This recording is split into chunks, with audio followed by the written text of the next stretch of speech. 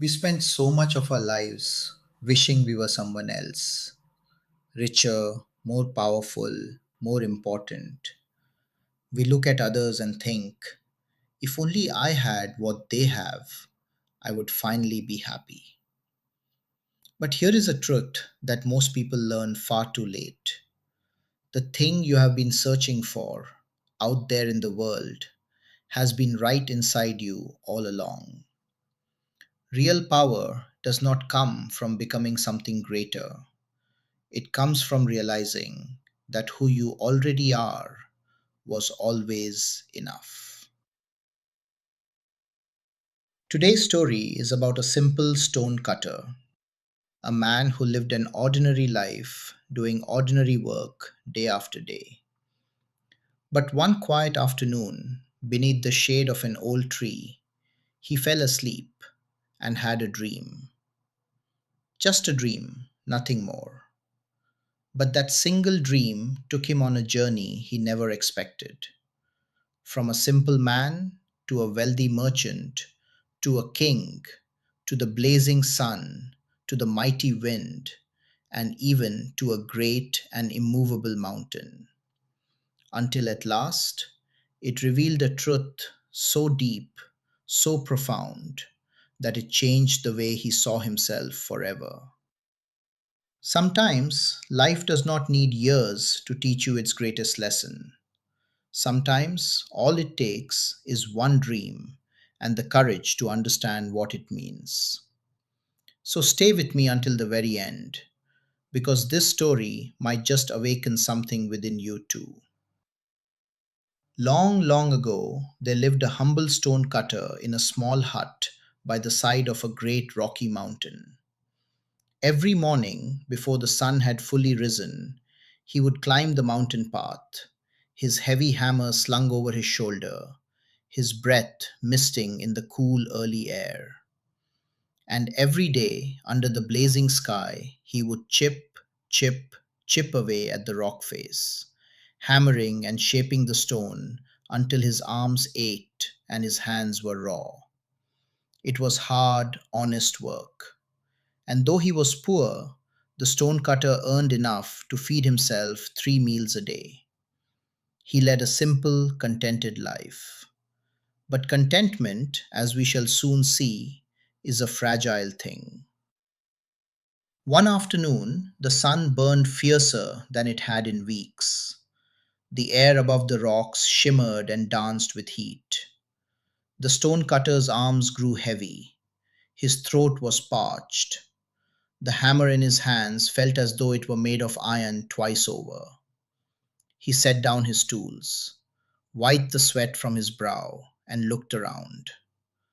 A short way down the slope stood a great old tree. Its broad branches spread wide, casting a cool, dark circle of shade on the ground below. Just for a little while, the stonecutter said to himself, I will rest my eyes just for a moment. He walked over, settled himself against the trunk of the tree, and let out a long, tired breath. The breeze was gentle, the shade was cool, and before he had even finished closing his eyes, the stonecutter fell into a deep, deep sleep. And in that sleep, he began to dream. In his dream, the stonecutter was walking home through the valley as the day faded into evening. He passed by the grand house of a wealthy merchant. The walls were built of polished stone that gleamed like gold in the fading light.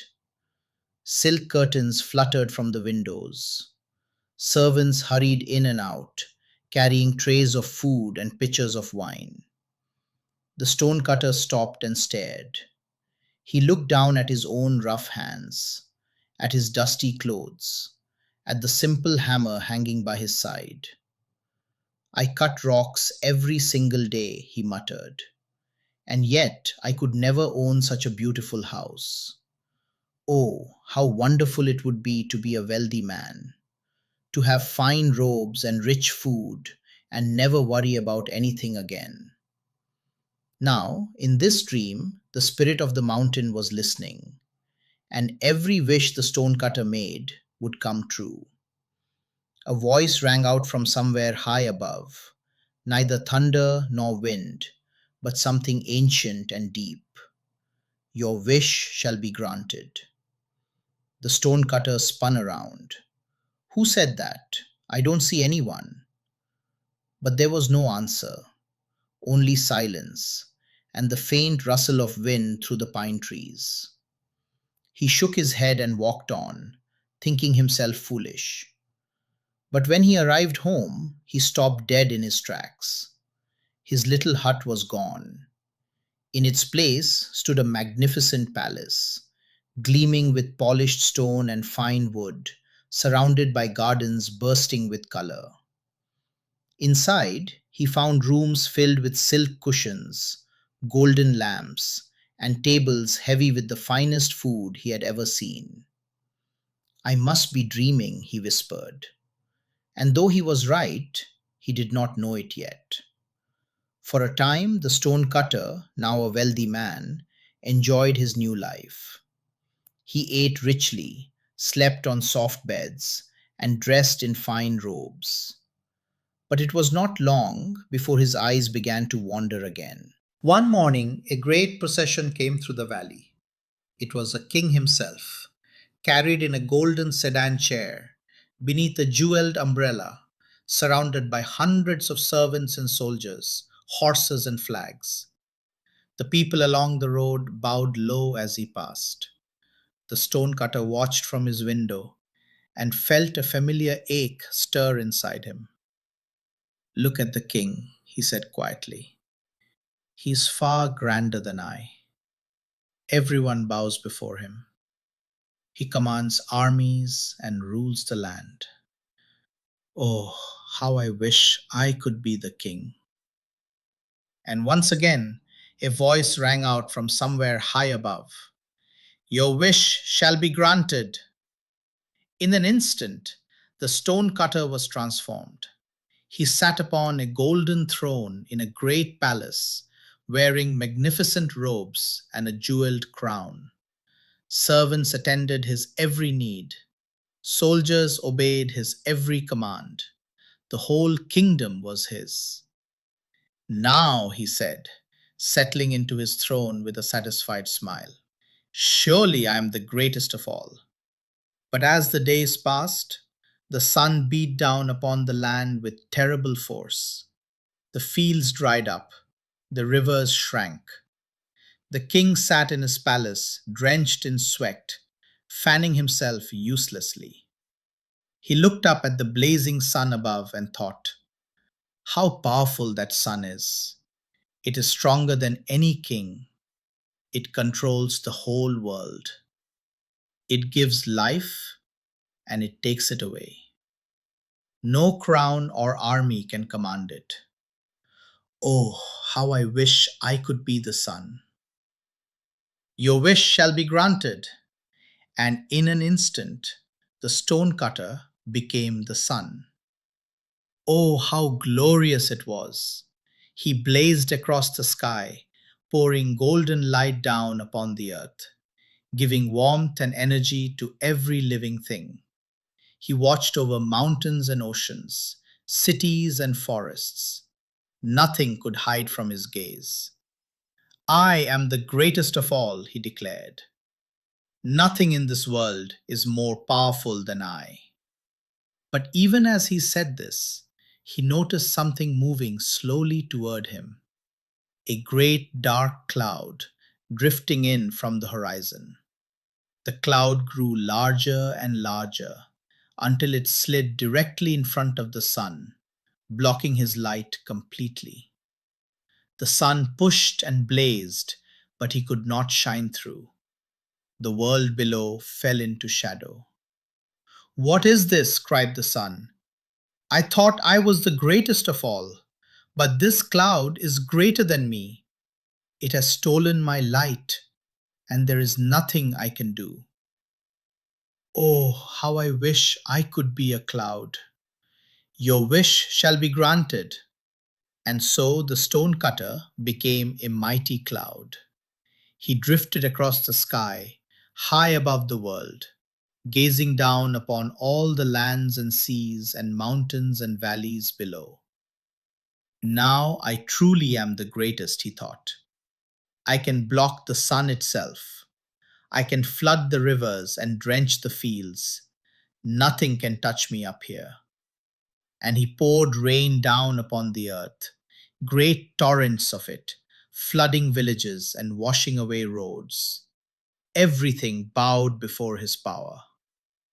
But then the cloud felt something else, a trembling in the air. From beyond the hills came the wind. It started as a whisper, then grew into a howl, whipping around the cloud, tearing at him from every side. The great cloud began to stretch and break apart, scattering into wisps across the sky. No, cried the cloud, I am not the greatest after all. The wind has more power than I could ever have. Oh, how I wish I could be the wind. Your wish shall be granted. And the stonecutter became the wind. He raced across the world with furious speed, ruffling the tops of forests, whipping up great waves on the ocean, howling through canyons and across open plains. He toppled trees, he tore the roofs from houses. Nothing could stand in his way. At last, he roared, I am the greatest of all. I can fly across the whole world. I can move the clouds and stir the seas. Nothing is stronger than I. And then the wind came to the mountain.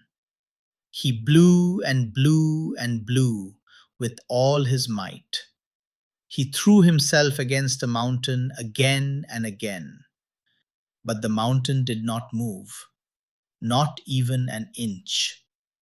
It stood there, silent, immense, and utterly unmoved. The wind fell still. So, he whispered, I have found something far greater than I. The mountain cannot be broken. The mountain cannot be moved. It stands here, grand and eternal, and I am powerless against it. Oh, how I wish I could be the mountain. Your wish shall be granted. And the stonecutter became the mountain. He stood tall and proud, his peaks reaching up into the sky. The sun could not burn him. The wind could not topple him. The clouds could not cover him. The rain could not wash him away. At last, said the mountain, I have truly made it. I am the greatest of all. Nothing in this world can break me. And for a long time, there was only silence and peace. But then, tap, tap, tap, the mountain heard a small sound at its base.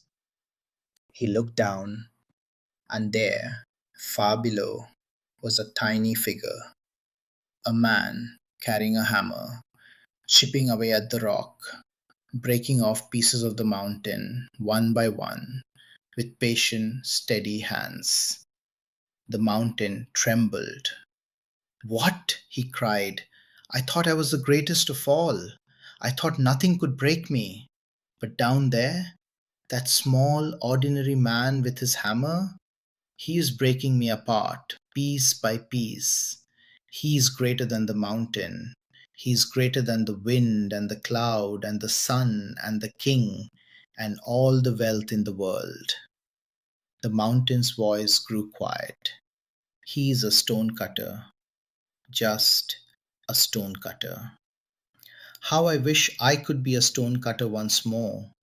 Your wish shall be granted. And in that moment, the mountain vanished. The sky folded, and the dream broke like a wave against the shore. The stonecutter's eyes flew open. He was sitting exactly where he had fallen asleep, beneath the great old tree, his back against the trunk. The afternoon sun slanted golden through the branches above him. His hammer lay beside him on the grass. The breeze stirred the leaves. A bird sang somewhere far away. He sat very still for a long time. The dream was already fading. The golden throne, the blazing sun, the howling wind, the unshakable mountain, all of it dissolving like mist in the morning light. But the feeling it left behind stayed with him, sharp and clear, like the ring of a hammer striking stone. He had been everything: a wealthy man, a king, the sun, the cloud, the wind, the mountain. He had chased greatness across the whole world, becoming more powerful with each wish. And yet, at the very end, the most powerful thing he found was the very thing he had been all along: a stonecutter, a small, ordinary man with a hammer and steady hands. The stonecutter looked down at his rough, calloused palms. He turned them over slowly, and for the first time in a very long time, he did not wish there was something else. He smiled. He picked up his hammer, rose to his feet, and walked back toward the mountain. The afternoon sun was warm on his shoulders. The rock waited for him, patient and old, and with a heart that was finally, truly at peace. The stonecutter raised his hammer and began to chip away at the stone once more. This story carries a lesson that most of us need to hear, not once, but again and again. We live in a world that constantly tells us we are not enough, not rich enough, not powerful enough, not successful enough.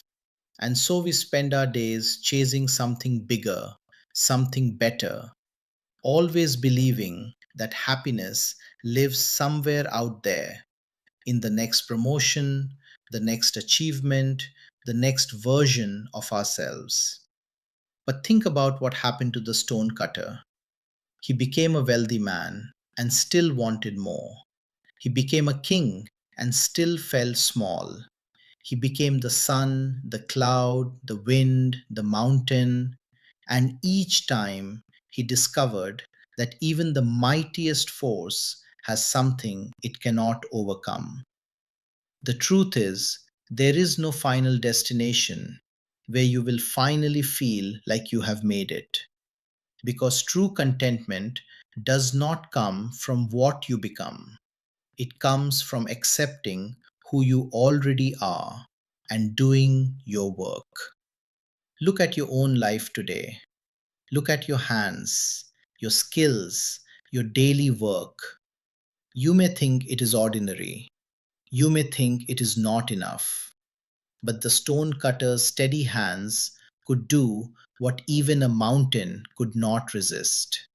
Your quiet, consistent effort, the work you do every single day, that is your greatest power. So stop comparing yourself to others. Stop wishing you were somewhere else or someone else. Water your own garden. Sharpen your own tools. Trust the work that is in front of you, because the life you already have, when lived with gratitude and purpose, is more powerful than any throne, any crown, or any force of nature. True power and happiness are not found by becoming something else. They are found by accepting and honoring who you already are. So always remember these words: comparison creates suffering, contentment brings peace. Real contentment is not having everything, it is seeing the value in what you already have. You don't need a bigger role, you need a deeper presence in your role. The grass will always look greener on the other side. if we are blind to the green beneath our own feet. And the deepest power is not in becoming something greater, but in accepting and honoring who you already are. Until next time, be patient, stay grateful, and always remember you are already enough.